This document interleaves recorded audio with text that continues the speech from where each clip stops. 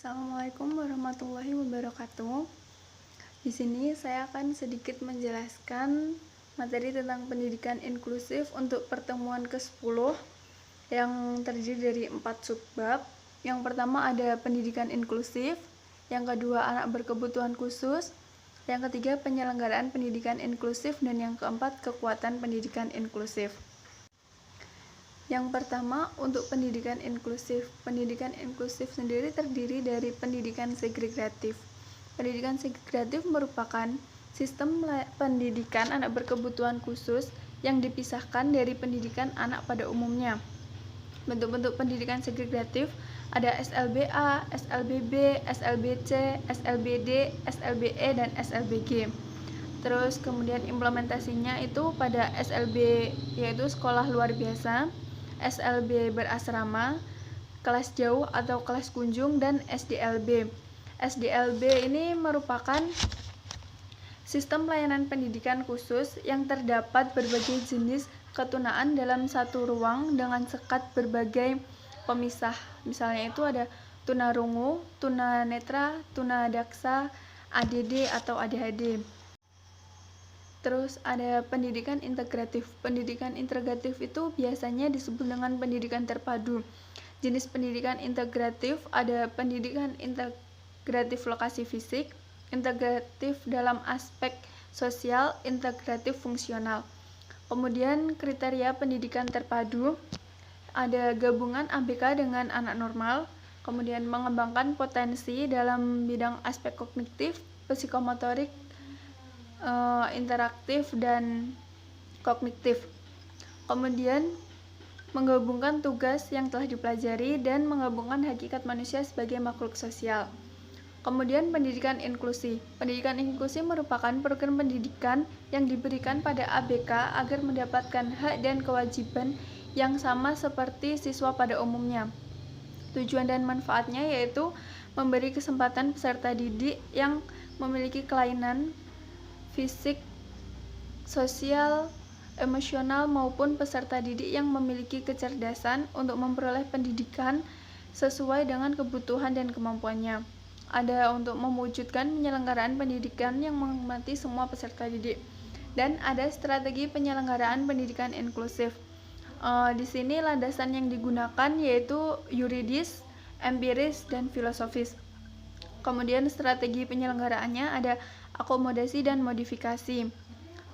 Untuk implementasinya yaitu alternatif layanan pendidikan khusus, asesmen, kurikulum, penilaian hasil belajar, laporan hasil belajar dari anak berkebutuhan khusus, sistem kenaikan kelas, dan sistem kelulusan. Untuk subbab yang kedua ada anak berkebutuhan khusus. Anak berkebutuhan khusus di sini ada ABK tunalaras dan tunadaksa. Tunalaras di sini merupakan anak dengan gangguan tingkah laku dan emosi yang sulit dalam menyesuaikan di lingkungan yang berakibat dalam proses belajarnya. Kemudian tunadaksa yaitu cacat tubuh atau cacat fisik. Yang kedua ada tunanetra dan tunarungu. Tunanetra merupakan anak yang mengalami kelainan pada indera penglihatan sehingga sulit melihat sesuatu yang ada di sekitarnya. Tunarungu merupakan anak yang mengalami kelainan pada pendengarannya. Kemudian yang ketiga ada tunagrahita.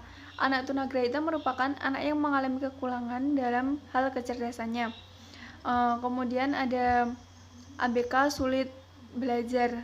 Anak yang sulit dalam belajar merupakan anak yang memiliki kesulitan pada melaksanakan tugas-tugasnya di bidang akademik. Kemudian ada ABK lamban belajar. Anak yang lamban dalam belajar adalah anak-anak yang terbelakang. Beberapa terjadi pada anak yang sebelum memasuki sekolah mengalami kegagalan dan frustasi selama bertahun-tahun, sehingga akibatnya harga diri mereka seakan terusak secara serius. Kemudian ABK cerdas istimewa dan bakat istimewa. Anak cerdas istimewa dan bakat istimewa adalah mereka yang memiliki kemampuan intelektual dan non-intelektual sehingga mengharuskan layanan pendidikan secara khusus. Kemudian ABK autis. Autis merupakan gangguan atau kelainan yang ditandai dengan adanya gangguan intelektual yang susah berkomunikasi dengan sekitarnya. Kemudian ada ABK, ADD atau ADHD. ADD adalah gangguan pada perilaku seseorang yang ditandai dengan kurangnya perhatian yang terjadi secara terus-menerus, impulsif, berperilaku semaunya sendiri, dan tanpa hiperaktif. Selanjutnya pada subbab ketiga ada penyelenggaraan pendidikan inklusif sekolah dasar. Di sini sistem penyelenggaranya itu pada sekolah inklusif memiliki beberapa model, di antaranya ada kelas reguler dengan cluster, kelas reguler dengan pull out, kelas reguler dengan cluster dan pull out, kelas khusus dengan berbagai pengintegrasian, dan kelas khusus penuh. Kemudian proses dan pengelolaan kurikulum itu ada perencanaannya, ada pelaksanaan, dan pengendalian kurikulum. Yang kedua ada identifikasi dan asesmen ABK, yaitu kegiatan mengenal atau menandai sesuatu. Manfaat dari identifikasi ini ada 5. Yang pertama ada screening atau penyaringan, ada referral atau penglihatan, classification atau mengklasifikasi, instructional planning atau perencanaan pembelajaran, dan monitoring pupil progress atau pemantauan kemajuan belajar. Kemudian GPK atau guru pendamping khusus, yaitu tenaga pendidik profesional yang memiliki tugas untuk mendampingi anak berkebutuhan khusus dalam belajar guna mengembangkan potensinya secara optimal.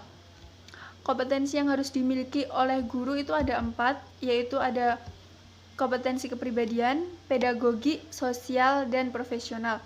Sedangkan kompetensi yang harus dimiliki GPK selain kompetensi guru tersebut ada kompetensi umum, kompetensi dasar, dan kompetensi khusus. Tugas GPK itu sangat kompleks dan dapat dipahami secara mendalam agar dalam pelaksanaannya itu dapat berjalan secara efektif. Selanjutnya ada program pembelajaran individual atau PPI. PPI merupakan program pembelajaran yang khusus dirancang untuk peserta didik yang berkebutuhan khusus sesuai dengan kebutuhan yang dibutuhkan oleh siswa. Tujuan dari PPI dirancang yaitu untuk menyusun strategi serta metode yang digunakan oleh GPK dalam menyampaikan pembelajaran secara individual kepada peserta didik yang berkebutuhan khusus sesuai dengan kemampuan dan kebutuhan yang dibutuhkan oleh peserta didik. Tahap pembuatan PPI ada tahap perencanaan, pelaksanaan, dan evaluasi. Kemudian untuk desain kurikulum dan pembelajaran, yaitu mengarahkan ke tujuan pendidikan yang diharapkan karena adanya berbagai pengaruh yang sifatnya positif yang datangnya dari luar atau dalam diri sendiri. Langkah mendesainnya itu ada 5. Yang pertama ada menentukan hal esensial yang berkaitan dengan tujuan pembelajaran yang domain. Yang kedua ada identifikasi domain tujuan pembelajaran. Yang ketiga ada identifikasi tipe peluang belajar yang memungkinkan. Yang keempat ada memerlukan desain kurikulum yang cocok, dan yang terakhir ada menyiapkan desain kurikulum. Dan kemudian ada evaluasi pembelajaran. Evaluasi pembelajaran merupakan kegiatan yang dilakukan secara berkelanjutan, sistematis, dan penyeluruh dalam penjaminan, penetapan, dan pengendalian kualitas dari suatu pembelajaran. Fungsi dari penilaian ini yaitu ada selektif, diagnostik, sebagai penempatan dan pengukur keberhasilan. Kemudian untuk evaluasi dari ABK itu ada 2, ada internal dan ada eksternal. Untuk subbab yang keempat atau yang terakhir itu ada kekuatan pendidikan inklusif. Di sini terdiri dari pembelajaran partisipatif kolaboratif, partisipasi orang tua, pusat layanan klinis, dan sistem dukungan sekolah dan pemerintah. Untuk yang pertama, pembelajaran partisipatif kolaboratif. Partisipatif ini manfaatnya agar siswa akan merasa lebih percaya diri. Sedangkan untuk kolaboratif atau berpasangan ini manfaatnya untuk meningkatkan kemampuan individu dan meningkatkan kerjasama antar siswa. Kemudian yang partisipasi orang tua di sini berperan sebagai pendidik dan sebagai pembimbing. Selanjutnya pusat layanan klinis. Jenis pelayanan pada layanan klinis ini ada pelayanan kesehatan individu dan pelayanan kesehatan publik. Sedangkan untuk implementasinya yaitu dengan pemeriksaan kesehatan, UKGS, dan P3K dan P3P. Selanjutnya sistem dukungan sekolah dan pemerintah.